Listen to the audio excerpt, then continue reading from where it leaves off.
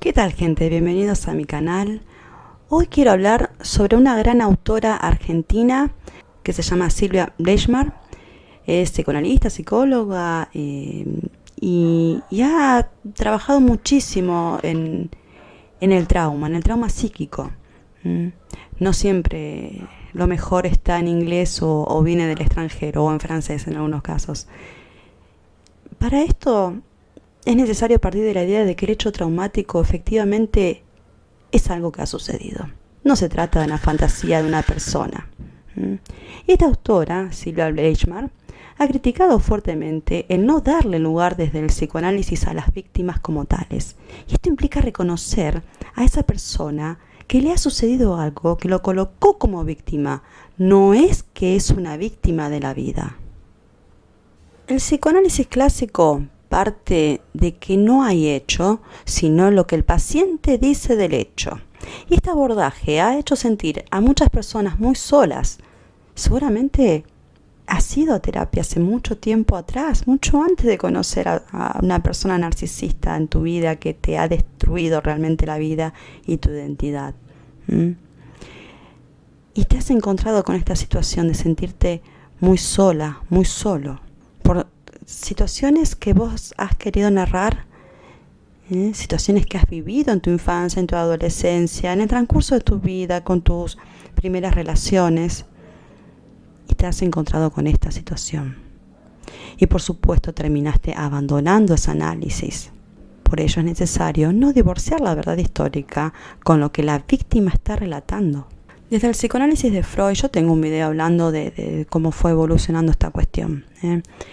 Y que es un video viejito que bueno, lo hice hace mucho, fue en vivo, uno de los videos en vivo, lo pueden buscar en mi canal dentro de la lista de reproducción de los videos en vivo. Vayan a la cabecera del canal y los van a encontrar, pinchen ahí videos en vivo, seguramente los van a encontrar, que hablo, bueno, sobre cuando hablo de trauma. Bueno, desde el psicoanálisis, ahí mismo hablo también, de Freud, básicamente. Parte de la teoría de la seducción primero. Y luego termina hablando de la fantasía, o sea que primero la víctima fue seducida al abuso del cual fue víctima y luego termina diciendo que este abuso fue fantasiado, pero que de cualquier modo, ya sea que el hecho sea real o fantasiado, es tan impactante para la psiquis que esto genera trauma. La verdad, esto lo decía justamente, ¿por qué? Porque Freud también fue un hombre de época, estaba en un contexto social, sociocultural de un momento, no es que era una mala persona. Él atendía a las hijas de los magnates. Entonces, él tenía que denunciar a estos magnates por el abuso sexual que cometían sobre sus hijas. Entonces terminó escapándose un poco por la tangente, por ese lado, por la teoría de lo fantasiado.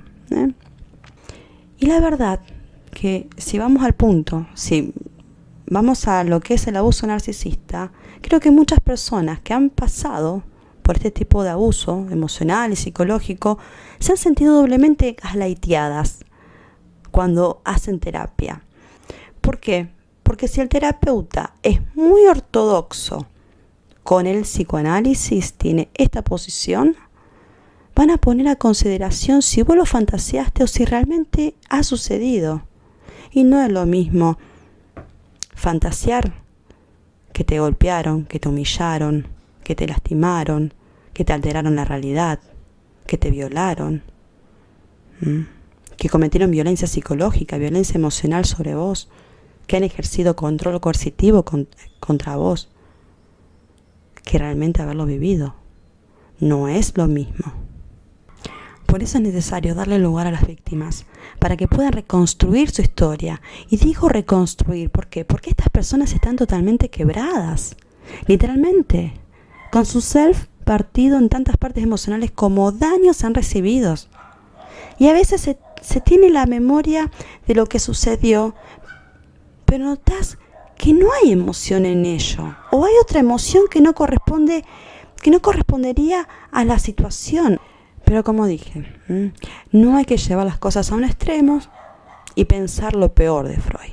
Siempre es necesario poner las cosas en su lugar y saber que este gran genio, porque fue un gran genio, también fue, como dije antes, un ser humano, un hombre de época, y estuvo atravesado por esa época. Que luego se haya pasado a la teoría de la realidad psíquica con esta idea central del deseo fantasiado de sus histéricas, no le quita el mérito de que haya hecho hablar a estas mujeres paralizadas físicamente.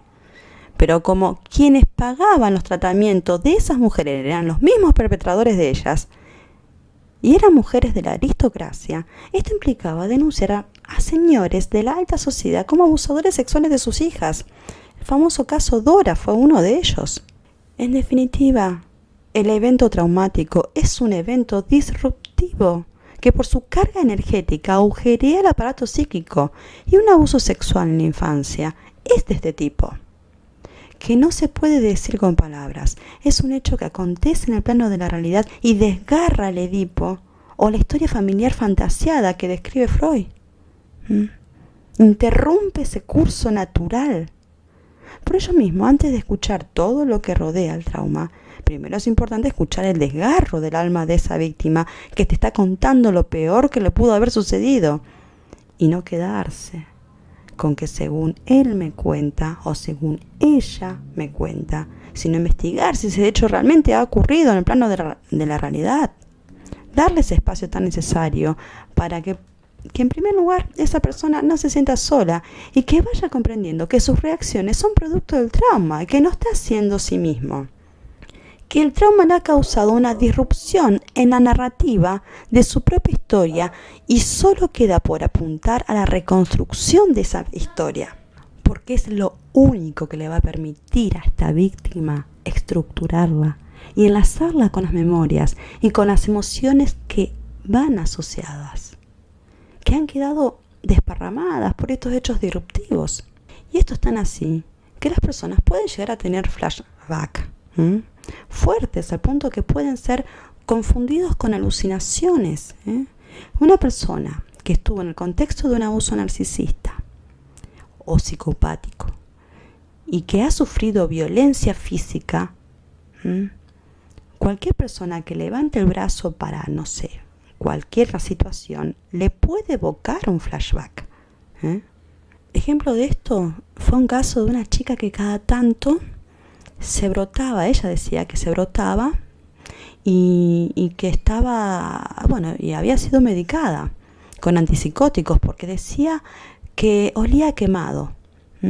Y cuando el profesional, especialista en trauma, empieza a hablar con esta persona y empieza a hacer una exploración, se da cuenta que esta chica había estado en un incendio grave en el cual se salvó por milagro. Y esto mismo es lo que yo te hablé en el video anterior, que cuando hablé sobre me extraño, luego del abuso narcisista ya no soy yo misma o yo mismo. Esta persona, en este caso, no podía diferenciar una memoria de la situación actual, de la realidad actual. Y padecía de algo que fue interpretado como un síntoma psicótico cuando era muchísimo menos, se trataba de una reacción al trauma, lo cual fue hablando, explorando y sacando fuera con toda esa carga emocional de lo vivido, y por supuesto esto se le fue yendo gradualmente. Y esto mismo le puede pasar a un veterano de guerra también, que puede saltar en flashback en cualquier momento, solo se escucha la explosión de la bolsa de pororó en el microondas. En cuestiones de trauma por relaciones abusivas es común escuchar incluso de grandes profesionales que si te involucraste en una relación abusiva o tóxica es porque lo deseas inconscientemente para sanar algo que venía haciendo ruido, tenía ese autorreclamo de atención de vos mismo. En este punto hay que hacer ciertas consideraciones. Uno puede desear tener una relación de pareja, amistad, de familia, y ese deseo siempre es súper válido. Es muy válido tenerlo, ese deseo. Ese deseo nos permite ir a la búsqueda para satisfacernos, para socializar, para fraternizar, que son todas cuestiones humanas. Pero vos no buscabas que el otro te lastime, que te engañe, que te maltrate, que te humille, que te altere tu prueba de realidad. Vos buscabas solamente lo más humano que existe en el mundo, que desde el momento que que fuimos Homo sapiens, que son crear lazos de fraternidad. ¿Por qué? Porque el grupo hace también a la supervivencia. ¿Puedo hacerme responsable de mi inconsciente al punto de culpabilizarme por lo que no sabía de mí mismo? ¿Mi ignorancia hacia mi inconsciente le otorga algún derecho a los demás para que me lastimen? ¿O es que el otro elige deliberadamente lastimar? Son todas preguntas que es muy válido hacerlas, porque coloca al perpetrador en el lugar que corresponde. Y a vos te coloca en el lugar de haber sido victimizada en esa situación. No es que asumas la vida como víctima, sino en esta situación, colocarte como víctima. Y cuando te sucede que regresas con quien te abusa, con quien te humilla, con quien incluso te maltrata físicamente, seguramente te preguntas si sos masoquista. Y la realidad no es esa, sino más bien que estás siendo sometida a alguien que tiene el control sobre tu vida, sobre tu mente, sobre tus emociones, sobre tu libertad. Y que está generando no un único y singular evento traumático, como podría ser un accidente.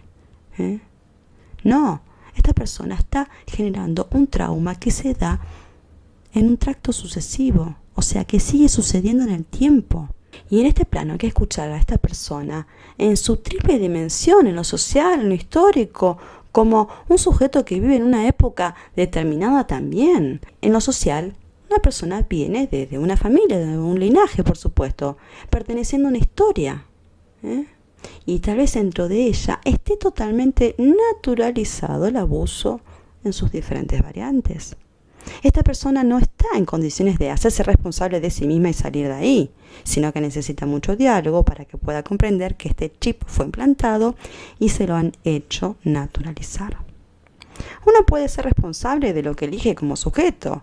Elegí tener una relación de pareja, pero uno no se puede hacer responsabilizar si en ese proceso el otro eligió objetivizarme y tratarme como objeto, como cosa para su uso y goce. Aquí la persona victimizada no está implicada, no tiene idea de lo que realmente está sucediendo en la mente de un narcisista, o peor aún, de un psicópata, que se relaciona con el mundo y con las personas en una relación de poder, de control, de depredación y por supuesto no viendo al otro más que como objeto, como instrumento para sus propias satisfacciones con prescindencia de la elección del otro. Por eso que las personas traumatizadas necesitan un espacio para poder ubicar sus experiencias dolorosas y poder darle sentido y un significado a lo vivido. Recuerdo un caso que leí en un libro que se llama El Yo Atormentado de Onno van der Hart, que contaba que había una chica hospitalizada. Que este caso a mí me hizo hasta soñar cosas horrorosas porque fue muy fuerte leerlo. Él contaba que había una chica que estaba hospitalizada en una institución mental y que estaba medicada con todo lo que existía para la psicosis. Esto era debido a que esta chica había adoptado una postura corporal torcida, con dificultades para caminar, y no decía más que todo es rojo, todo es rojo, todo es rojo. Es lo único que repetía. A pesar de la fuerte medicación que tenía, esto no remitía hasta que con mucha paciencia un profesional se le empezó a acercar a un psicólogo y se sentaba al lado de ella y la empezó a acompañar en este ver todo rojo. Sí, es verdad, está todo rojo, le decía. Pero no sé si te diste cuenta que hay partes que están más rojas que otras. Y en un momento dado la chica dice, sí, es verdad. Y el psicólogo le pregunta, ¿pero qué es lo que está más rojo? Y ella le dijo, mi ropa interior. Está toda roja. Está llena de sangre. Cuando finalmente pudo poner en palabras lo que le sucedió fue terrible. Un hombre con secuelas de poliomielitis la había violado brutalmente por el ano y la había desgarrado toda y debido a ello tuvo un tremendo sangrado. Ella había adoptado la postura corporal de su perpetrador. Y solamente hablando fue como le pudo dar marco y sentido a su historia. Por supuesto que se terminó enderezando y empezó a hablar normal, sin repetir esto que decía, todo es rojo. Y a pesar de que el color rojo, para ella, vaya a tener un sentido muy especial para toda su vida, por lo menos pudo vivir luego, pudo sobrevivir a semejante ataque. Por ello es necesario comprender que lo que me sucede como víctima es efecto de lo vivido. Eso no quiere decir que nunca más te duela, sino que te va a dar paz el poder ponerlo en un lugar donde van los archivos de tus memorias. Es algo que te ha marcado, que el que te lo hizo fue un HDP, que hubiera sido mejor que no hubiese sucedido, pero sucedió, por voluntad del otro, no con tu participación. Y encima hay que hacer el famoso duelo, a pesar de que con el tiempo esa energía que ponía sobre el otro va a regresar a mí, o sea, a vos, para poder ponerla en alguien más. Luego eventualmente toca reconocer y aceptar que algo de mí se fue en esa relación abusiva que tuve, que lo que perdí es irrecuperable, que por más que llore y patalee, ni siquiera el narcisista o el psicópata, si así lo quisiera, podría devolverme los años perdidos. Y ponerme a reclamarle cuestiones materiales es una excusa para seguir en contacto y evitar este duelo y este reconocer de las grandes pérdidas que he tenido, que se me fue un pedazo importante de mi vida. A veces muchos años, a veces toda mi juventud, a veces mi imagen corporal, a veces mi salud.